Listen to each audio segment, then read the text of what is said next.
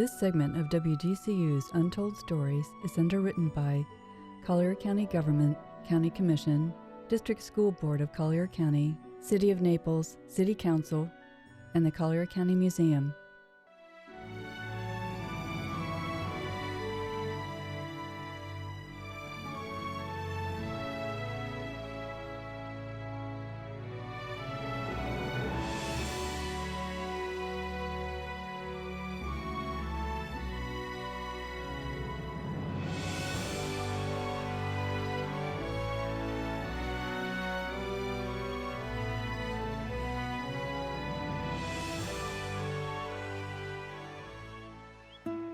Beautiful beaches and balmy weather have drawn visitors to Naples for more than a century.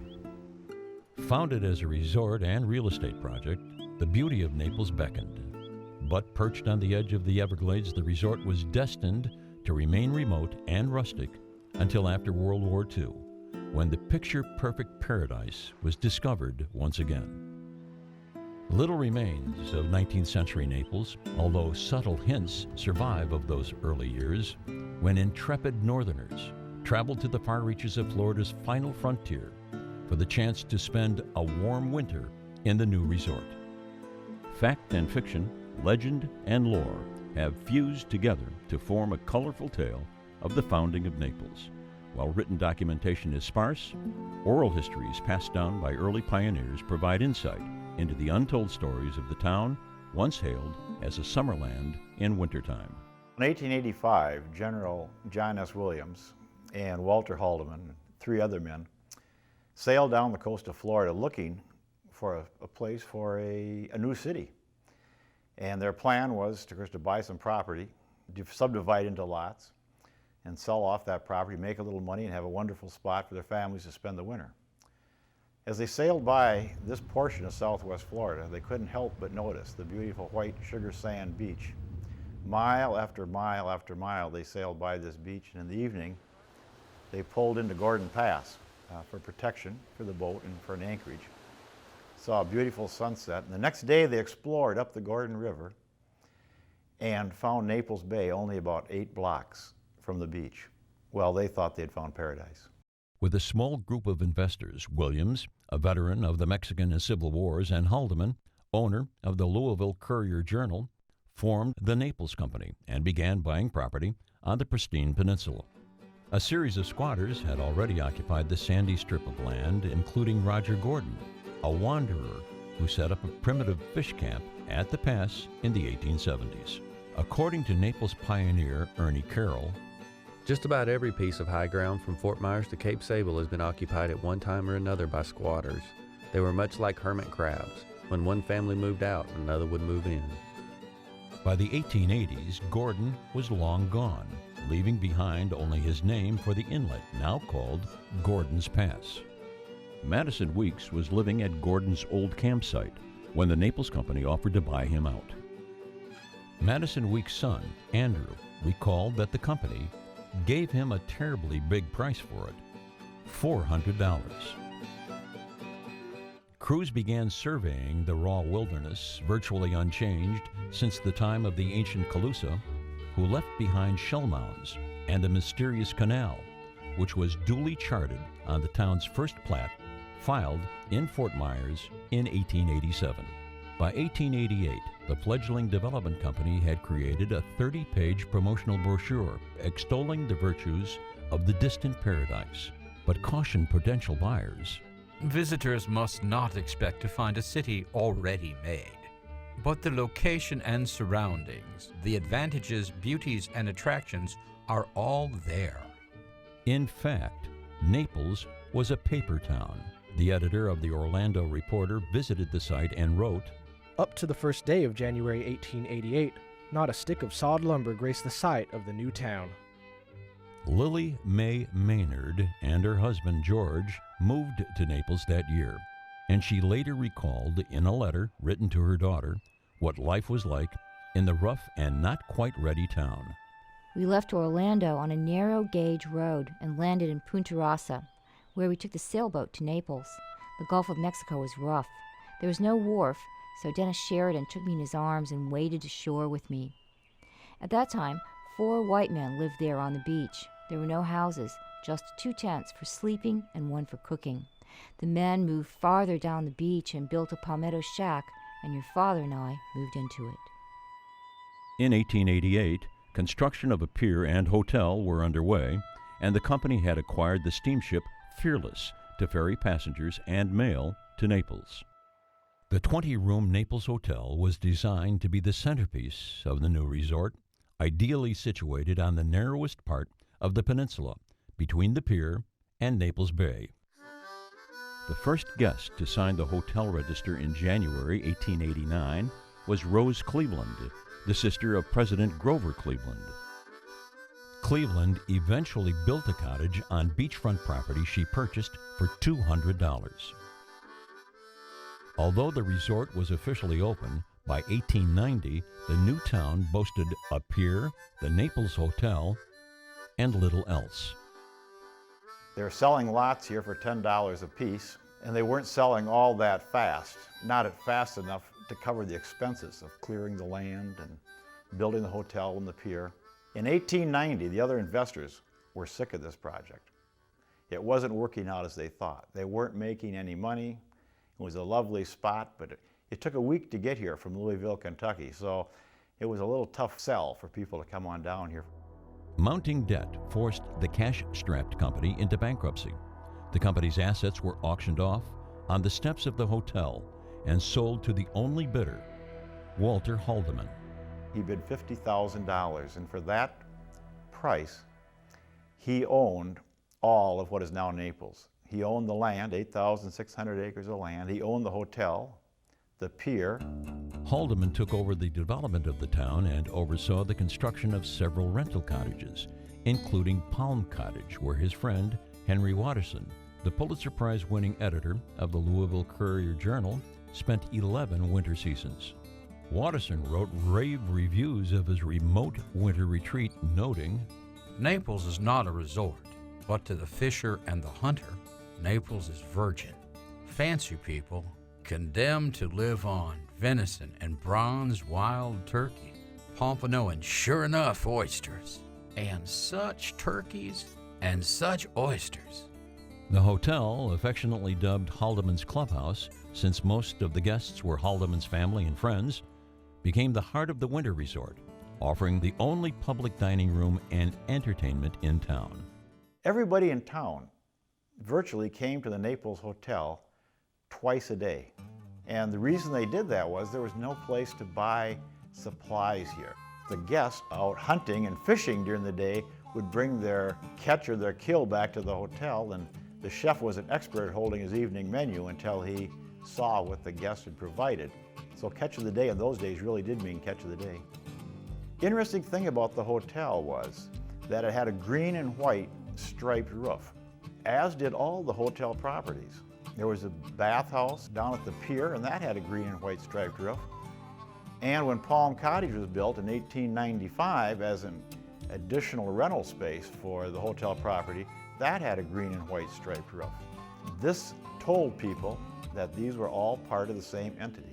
That theme was later picked up, and other people that built cottages in Naples took to painting their roofs. Different primary colors with geometric designs on it, and that was used as Naples' early address system.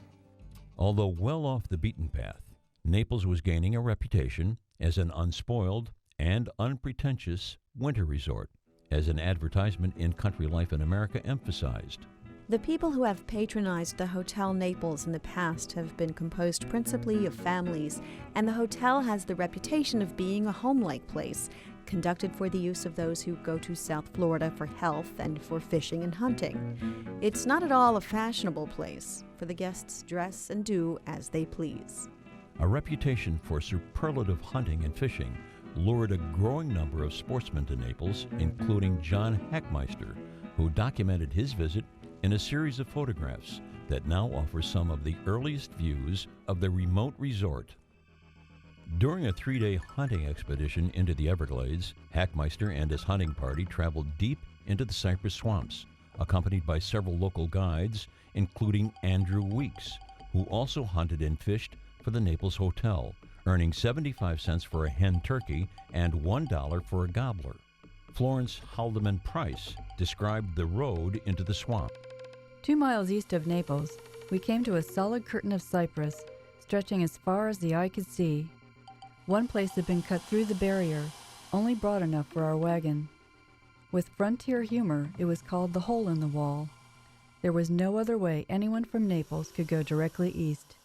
Hackmeister and friends also went tarpon fishing, assured by the hotel's promotional materials that sportsmen come thousands of miles to South Florida waters for the express purpose of tarpon fishing and feel the same glory in taking one that the South African hunter does in bagging a lion, tiger, or elephant. Forrest Walker recalled his days as a fishing guide for hotel guests. In 1914, I had purchased a little boat, and I was guiding from the hotel here, and there was about 4 or 5 of us guiding from there. And at that time, we were getting $4 a day for guiding, and they'd furnish us some nice little sandwiches. Gordon's Pass was as far as you needed to go to get all the fish that you wanted. In 1904, the Atlantic Coastline Railroad extended its service to Fort Myers, allowing the Naples Company to replace its large steamer with smaller boats that could make daily trips to pick up passengers and supplies. Passengers disembarked at the Naples Pier, which featured a special dock for use during low tide. If the Gulf of Mexico was too rough for the hotel boat, a wagon would be sent to pick up guests, a trip that could take a full day on a rough trail. There was no hard road, no shell road, not even a cleared county road from Fort Myers down here at that time. In 1911 or 12, I helped to clear the first little county road that was ever cleared and came into Naples here. The Naples-Fort Myers Transportation Company attempted to operate a bus route during the winter of 1914, but the buses were frequently mired in the sand and mud on the one-lane road. A lack of roads proved to be the bane of Naples, and the biggest challenge for a new group of investors determined to make Haldeman's languishing project into a financial success story. In 1913, 11 years after Haldeman's death, his heirs transferred most of the company property, including the Naples Hotel, to a group of Ohio businessmen headed by E.W. Ed Creighton. For the next 25 years, Creighton ruled the new Naples Development Company and Naples with an iron hand, determined to guide the growth and development of the town. He was in charge of Naples. He didn't rent to anyone unless he thought they'd be a good citizen, and he didn't sell anything to anyone unless he thought they'd make Naples a better place to live. And he was very particular. By 1916, a 40-room addition had been built onto the south side of the Naples Hotel, and the hotel offered a new amenity, golf. The rough 9-hole course, located north of the hotel on 5th Avenue South, was notoriously sandy, and 6 years after its construction, Dr. Earl Baum recalled, "When teeing off, you sure had to watch your ball when it landed. Invariably, the ball was out of sight, under the sand by the time you got there." Many of the caddies were young black men, a lucrative job since there was no black high school at the time. Both the scruffy golf course and the broad, flat beach often doubled as landing fields for small airplanes. Creighton began aggressively marketing Naples as a Summerland in wintertime, and a new 16-page hotel brochure noted, "No expense has been spared by the owners and management to provide what we proudly boast of, our vegetable garden. We do not serve canned vegetables. For those who enjoy fishing, the bays and passes abound in redfish, snook, and other varieties of Florida fish. Guides and boats are always to be had at moderate prices." Creighton's marketing campaign included ads in Field and Stream magazine, glowing reports of fabulous fishing, including a story about a hotel guest who caught 32 varieties of fish during a 2-week stay, captured the attention of Dr. Earl Baum, who, with his wife Agnes, visited Naples in 1922. He recalled that first visit in his book, Early Naples and Collier County. I told Mr. Creighton I was only there for one purpose, to fish. Willie Tomlinson took us fishing down the Gordon River. By the time we reached Gordon's Pass, we had 29 fish. I don't believe there was one fish that weighed under 5 pounds. The cost for the entire day was $15. In addition to fine food and fishing, guests could also enjoy the hotel's glass-enclosed sun parlor and a brand new swimming pool. The pool was open in the summer to the few year-round residents of Naples. We spent a lot of time in the swimming pool. That was the first one in Naples, I believe. The water in the swimming pool came from an artesian well, and it was just slightly sulfur. It wasn't bad enough that you couldn't stand the smell of it. Creighton soon added another new amenity to the hotel, electricity. Although the new power plant was built primarily to serve the Naples Hotel, houses within a mile could connect to the system. But residents were notified service will be limited from 4 to 10 p.m. A fledgling business district began to cluster around the hotel, still the heart and soul of the town. The Naples Development Company built the first commercial building in 1919, a 3-story commissary located at the back of the hotel. The commissary was the town's only store and de facto bank. It was owned by 2 brothers, Robert Bowling and Lige Bowling, and that's where we did our shopping. Bless their heart. If we'd run out of money, there was no bank here, so we'd go down to the store and they'd let us have money. And Mr. Lige would lend us some money. Mr. Robert would put it on the books, and then they gave us a 10% discount on our grocery bill, which included the money we had borrowed. The post office was moved next to the store in 1922 after an accidental cigarette fire destroyed the small post office building on the pier. Another Naples Development Company building opened in 1921, almost across the street from the Bowling Brothers store. The small building housed the company's offices and also served as a church, town hall, and drugstore. John Doc Prince and his wife Mary operated the drugstore. He was called Doc Prince because before World War I, he was going to Yale to study pharmacy. And then the war came and he enlisted. So he didn't get to finish his study. There were no doctors in Naples. And since he had a drugstore and he had a little bit of pharmaceutical experience, he took fish hooks out of people's ears and elbows. He even delivered a baby. Just 1 block away on the west side of the hotel, N.P. Sloan Sr. opened the town's first privately owned real estate office in 1923. Although Naples remained a remote destination, real estate was moving to a select few, as a 1925 Florida guide noted. It is the winter home of a few wealthy Northerners who seem wise enough to want to keep it to themselves instead of trying to boom it. With a small but growing population, a new school opened in 1920. Leila Canant began teaching at the school in 1928.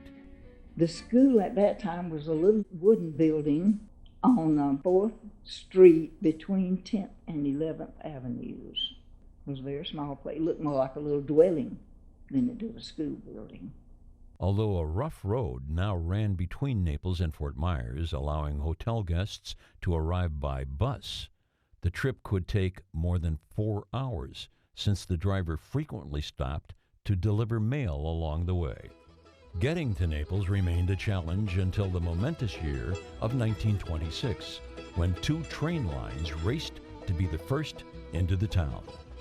The Atlantic coastline won the race, steaming into its new depot on the outskirts of town on December 27, 1926. 10 days later, on January 7, 1927, the pride of the Seaboard Airline Railway, the Orange Blossom Special, steamed into the not-quite-finished depot on 10th Street South.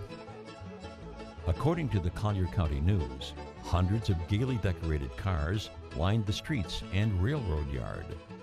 Merle Harris, who was 9 years old at the time, watched the train pull into the depot. Everybody turned out for that, and including my family. They had two bands. One was the Slovak band, and the other one was bagpipes. And we, as children, enjoyed the music. We thought that was great. They were throwing out gifts. I didn't happen to be fast enough to catch one. But I understood one of them was thrown out was a diamond ring. I don't even know how big it might have been, but that was, oh, I hoped I could catch that, I remember. While the trains were racing into Naples, workers were hurrying to complete the final section of the Tamiami Trail, which officially opened on April 25, 1928. With the opening of the vital new road, Naples was finally accessible to tourists traveling by car. New services opened along the highway, including Ed Frank's Garage, the first commercial building and restaurant on the Tamiami Trail in Naples. Wilderness surrounded the garage, and Frank recalled, "My wife could feed the alligators by throwing bread out of our second-floor window." Other businesses opened along the new highway, including the Naples Tourist Court, offering 26 clean and modern cottages. Campers and tin canners could stay nearby at the Gordon Pass Tourist and Fish Camp. With the opening of the Tamiami Trail, the once remote resort town was poised to become part of the Florida land boom. But the stock market crash of 1929 turned the dreamed of boom into a bust. Naples languished once again, although the Naples Hotel continued to serve a small but devoted cadre of clients and winter season residents. Determined to keep Naples going, Creighton convinced Alan Jocelyn, a wealthy investor from Cincinnati, Ohio, to build and operate a new 18-hole golf course to the north of the hotel. Construction of the course began in 1930 and included a clubhouse called the Beach Club. The new Beach Club was completed in 1931, and according to Dr. Baum, who became club member number 21, once the clubhouse was up, it became, of course, the center of all social activity in Naples. Dr. Baum, an avid photographer, filmed a party on the grounds of the club in 1931. That same year, he also filmed a melodrama, poking fun at what he called the Prohibition era. His film, Naples on the Gulp, involved most of the winter season residents of the town and became a homemade hit in Naples. During Prohibition, there were many, many parties with liquor. Mostly, I think, Canadian Club and Bacardi rum were poured into teacups right by our house when we lived in the carriage house. The teacups were very useful. You never actually saw them pouring anything into them, but they sure lifted that cup a lot. Despite the Depression, Naples was able to bring its community a new post office and school. I graduated in '45, and there were 5 in my graduating class. I was valedictorian, and for a gift they gave me a year's subscription to Reader's Digest. Although Naples was growing, some services lagged behind. For many years we didn't have a telephone, and so in the early days Mr. Creighton would have to come around and give everybody messages because you could call him. And we also had little message boxes to the right of the doorway. Since there were no phones, if somebody wanted to, get in touch, they would walk over and leave a little note. Just as Naples was beginning to recover from the Depression, development of the little town with the big beach stalled again during World War II. Tourism dropped to an all-time low, and the Seaboard Railway stopped service into Naples in 1942. The town received an unexpected boost, however, with the opening of the new Naples Aerodrome. Far on the outskirts of town, the new airport was built as an auxiliary to Buckingham Army Airfield to train gunners and pilots. Pilots and gunners learned their dangerous duties during practice flights over the Gulf of Mexico. I was Girl Friday at the Post Engineers, and there was always about 400 people on the base, but then they would send others from one place to another if they had an overflow. Why, at one time there was about 700 men on the field. It was pretty crowded. On the weekends, of course, we didn't work, and we would always be at the beach, and they would sometimes fly so low over the pier I thought they would go right through it. But they didn't. They were pretty good pilots. The vacant seaboard depot was often used as a USO-type club for the men stationed at the aerodrome. Would go to the dances and help them serve donuts and coffee, and if a guy wanted to dance with them, we would dance with them. I had a real good time. After the war, many of the men once stationed in Naples returned.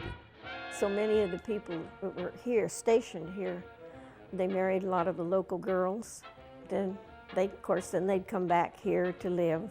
They'd bring other people with them. They followed them. And I think that's really when it really started to grow. By the end of the 1940s, a new generation had discovered Haldeman's Paradise, and the backwater village was about to become a boomtown.